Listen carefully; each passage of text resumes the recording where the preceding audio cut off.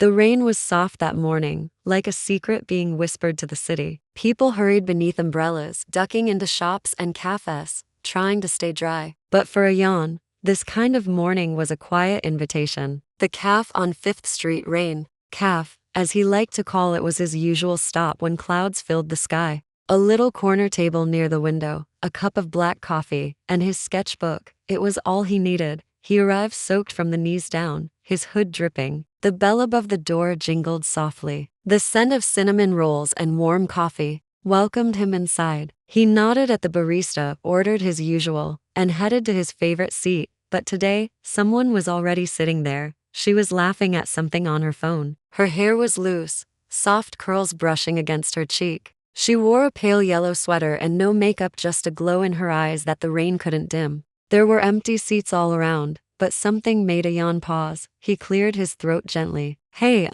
this is going to sound weird, but I always sit there. She looked up, eyes wide, then smiled wide and warm. Do you own the chair? No, he said, a little embarrassed. But it feels like mine. She chuckled and moved her bag from the opposite seat. Then sit here, not there. I promise. The view is better from this side. And just like that, he sat down. Her name was Mira. She was a florist, owned a small shop called Petal and Pine 2 blocks down. I open at 10, she told him, but rainy days are slow, so I take my time. She had a habit of tapping her mug with her index finger when thinking, and Ayaan found it oddly soothing. They talked about nothing important: weather, favorite coffee blends, silly dreams. He told her he illustrated children's books. She asked if he'd ever drawn a flower. That smiled. Not yet, he replied, but maybe I just met one. They both laughed, and then fell into a comfortable silence. Outside, the rain grew stronger,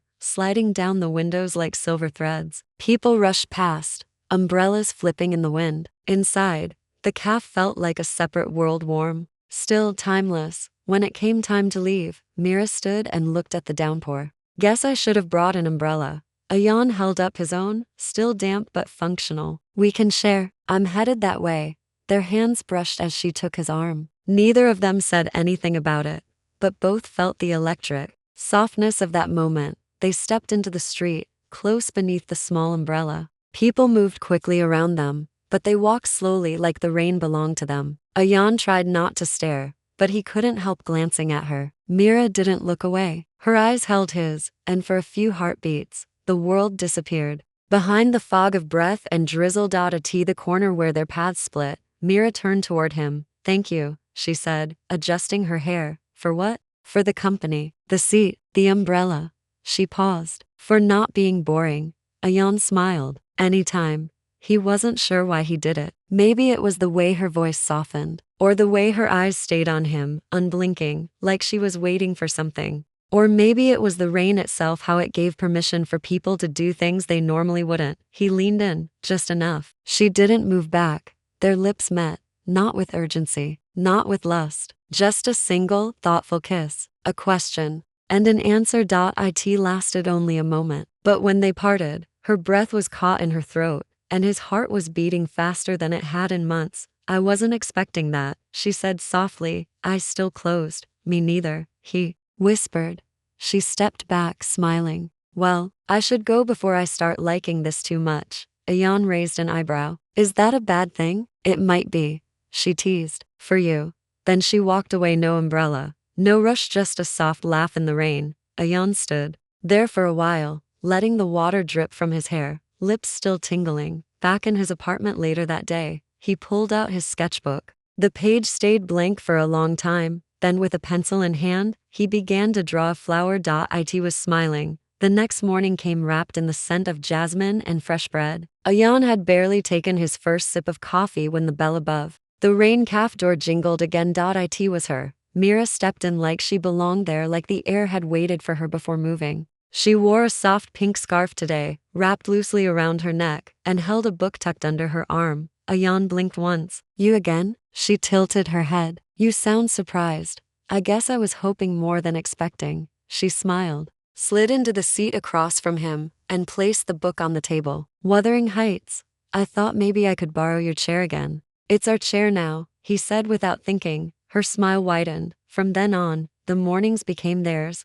they didn't plan it. There were no texts or calls, but every day around 9 Mira would show up at the cafe. Some days she brought cookies from her shop. Other days, she'd bring Ayaan a flower tucked in a napkin, saying things like, "This one reminded me of your hair," or "I think this is what your smile would look like if it were a petal." He would sketch while she read. Sometimes they talked. Sometimes they didn't need to.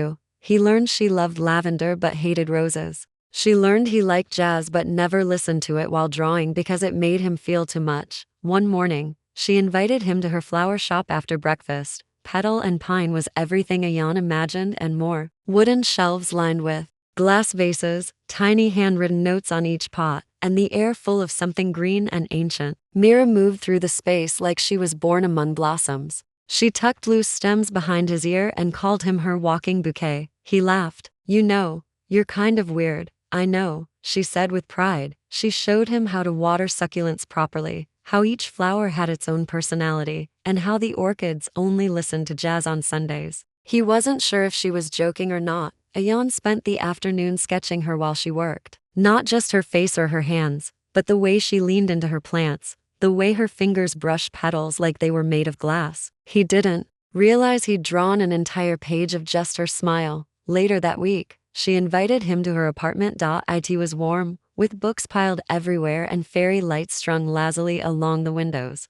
She brewed herbal tea. He brought pastries. They curled up on her couch, a soft blanket draped over their legs. Rain fell again outside, tapping on the glass like it remembered them. Mira leaned her head on his shoulder. "I like this," she murmured. "What?" "Everything. The slowness, the quiet. You." He turned, brushing a strand of hair from her cheek. "I like it too." She looked up at him then, lips parted slightly. Their kiss was slower this time. Familiar, but new. It was the kind of kiss that says, "I know you now." He deepened it, pulling her closer. She didn't resist. They didn't speak for a while, just hands exploring, breath mingling, bodies learning each other gently. The room felt sacred, like a place where only softness existed. There was no rush, no fear, no hesitation.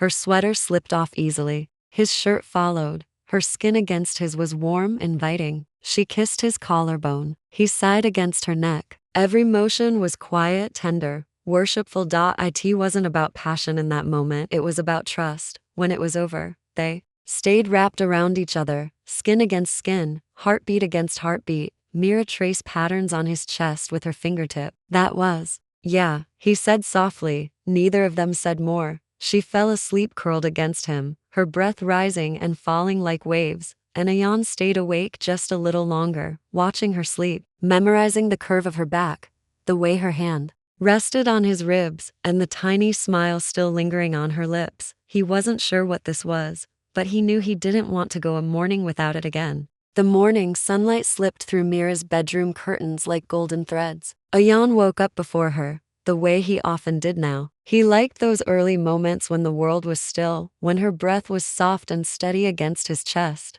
and her fingers curled lightly against his ribs, as if even in sleep, she needed to hold on. He didn't move, didn't want to break the spell. She stirred a little, let out a small sigh, then opened one eye. "You're staring again," she murmured. "I like staring at you," he said. "Creepy," she teased, nuzzling into him. "Sweet, but creepy."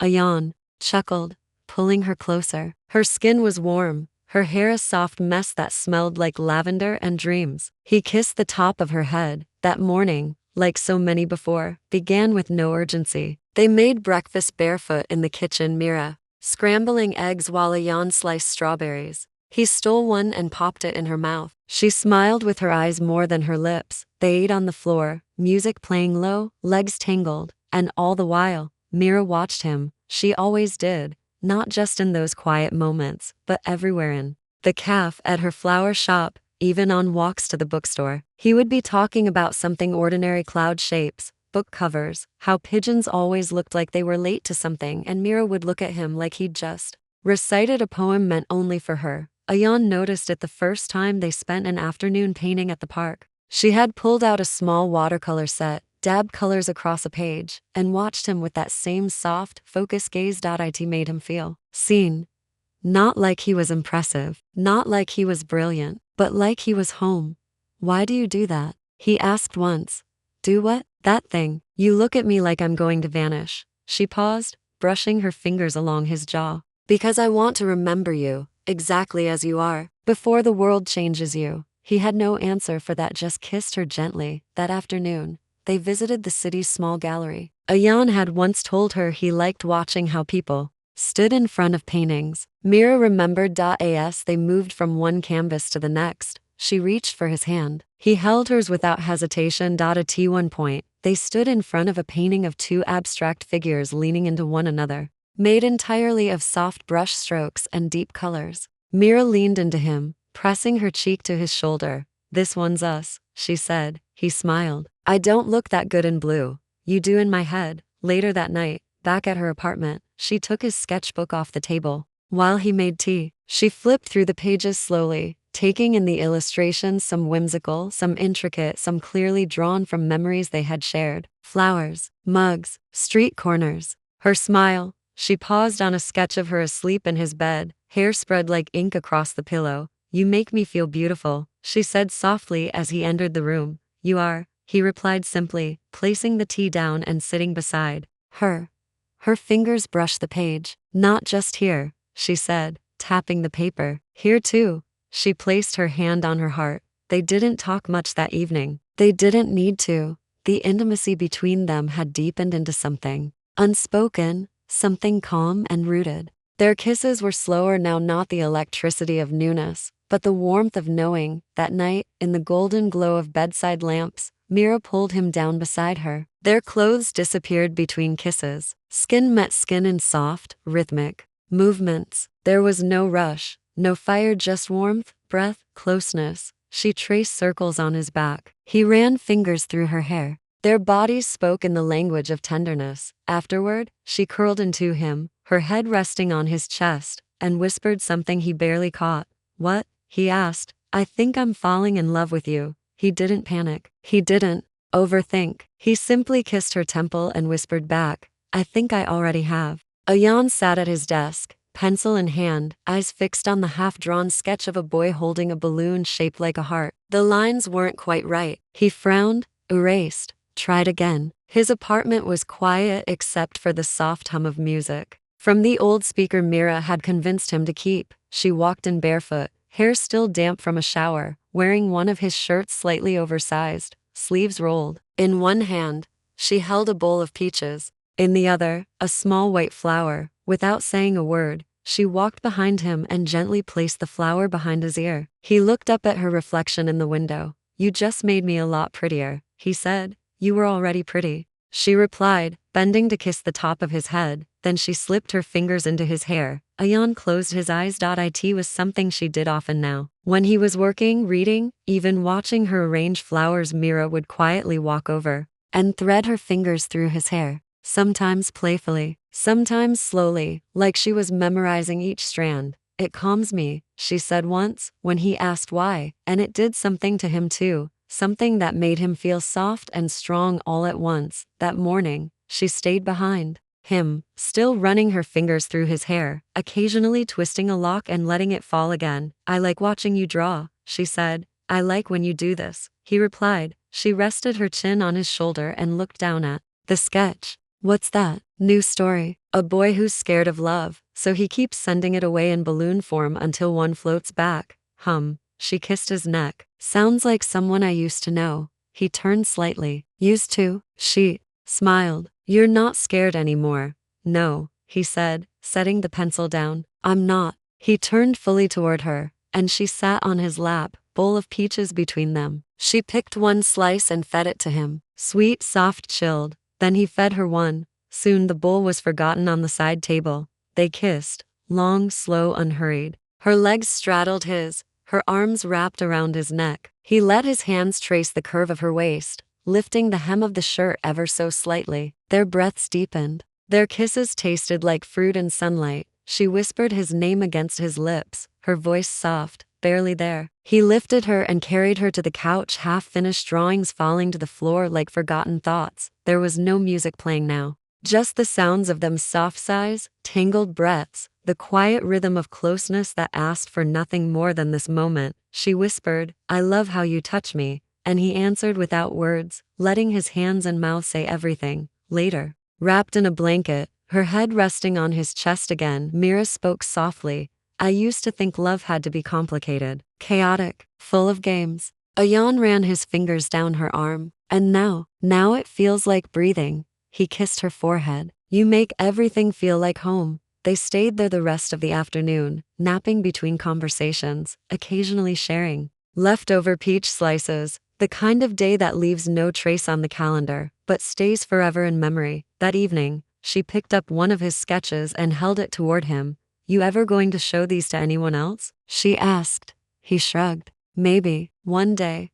I'd buy all of them. I'd give them all to you, he said. Mira reached for his hair again, twisting a soft curl between her fingers. You always do that when you want to say something, he said gently. She paused, then smiled. I think I want to move in. Ayaan's heart skipped. He looked into her eyes steady, clear, unafraid. Yeah, he said softly. Yeah, she nodded. I'm tired of carrying my toothbrush back and forth, and your closet already smells like my shampoo, he laughed, then pulled her into his arms. Move in, he whispered. Stay in. And that night, while she folded her favorite sweaters into the drawer beside his, he watched her fingers in his hair again, humming to herself and knew, without a single doubt, that this was what forever could feel like. Sunday mornings had become their favorite kind of sacred. No alarms, no plans, no rush, just Mira in one of Ayaan's shirts, her bare legs tucked under her, and Ayaan with messy hair, sleep still clinging to his eyes as he made pancakes that were always slightly to brown on one side. They would eat on the balcony, legs touching, sharing one plate instead of two. That particular afternoon, they never made it past the couch. Rain tapped gently on the windows. Ayaan was lying with his head in Mira's lap, sketchbook resting on his stomach, half filled with illustrations of coffee mugs, window light, and sleepy smiles that looked a lot like hers. Mira was reading poetry aloud from a small, worn book she'd pulled from their growing bookshelf. Her fingers moved slowly through his hair. As always, every now and then, she'd stop reading and ask, do you like this one? Or what does this line make you feel? And Ayaan, eyes half closed, would answer honestly, it makes me want to kiss your shoulder, he said after one poem. She laughed and leaned down to kiss him instead. Later, they both fell into a soft sleep on the couch, his head on her chest, her arm draped protectively around him. The kind of sleep that came only from comfort, not exhaustion. The kind that made ours slip by like seconds. When they woke, it was still raining, and Mira said, without lifting her head, what if we opened a place together? Ayaan blinked. What kind of place? A little calf, she said dreamily. Half flowers, half books. You could display your sketches. I'll arrange seasonal bouquets, soft music, window, seats, Sunday readings. He looked up at her, eyes warm. You really want that? She nodded. I want a place that smells like stories and petals. I want to make pretty things with you. I want mornings that belong to us and maybe a little corner for tea and daydreams. He sat up and took her hands in his. Then we'll do it. You think it's silly? I think it's beautiful. Like you. She blushed a little, then kissed him soft, lingering, full of slow fire. That night, they began sketching ideas. A flower arch over the front door, a wall for pressed petals, Ayaan's children's books stacked in cozy reading corners, a chalkboard with quotes from poems and customers' names written in flower language. They named it in that moment, between two kisses, petal and page. In the weeks that followed, the idea turned into a quiet obsession. They mapped out spaces in notebooks, searched for old furniture online, collected inspiration from every coffee shop and book corner they passed. But even with the excitement of a future taking shape, they never let go of the present. Afternoons still meant slow dances in the kitchen. Mira would hum, and Ayaan would hold her close, resting his chin on her head, swaying gently in rhythm. Only they could hear. Some days they painted together large canvases on the floor, bare feet stained with color. Other days,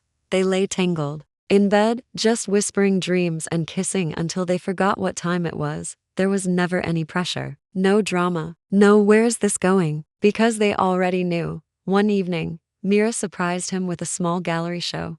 She'd secretly submitted his sketches, drawings of quiet mornings, her sleeping face, the calf, flowers tucked in teacups, to a local art space. When Ayaan walked in and saw the walls covered in pieces of his heart, he turned to her, eyes wide.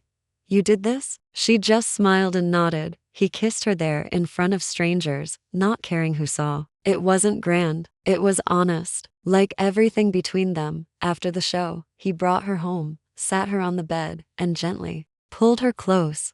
Their kisses deepened. Their hands moved slowly. Familiar now, but never boring. Every touch still lit sparks. Every breath still felt sacred. Ayaan whispered her name like a prayer, and Mira whispered back, "You make me feel like I was made for love." They made love that night like they were writing a poem together, with softness, with rhythm, with their whole hearts in each kiss. Afterward, she traced circles on his chest again. "Let's never rush anything," she whispered. "Except the pancakes," he murmured. "Those burn fast." She giggled and kissed his shoulder. Outside, the rain had stopped. The moon cast silver across the wooden floor. Inside, the only sound was the steady beat of two hearts sharing the same quiet dream. It was a quiet Thursday evening, and the apartment smelled like vanilla and thyme. Ayaan had cooked dinner: simple pasta, a bottle of white wine, and her favorite soft bread warmed in the oven. Mira was humming in the kitchen, barefoot, wearing a silky wrap dress in the color of deep plum.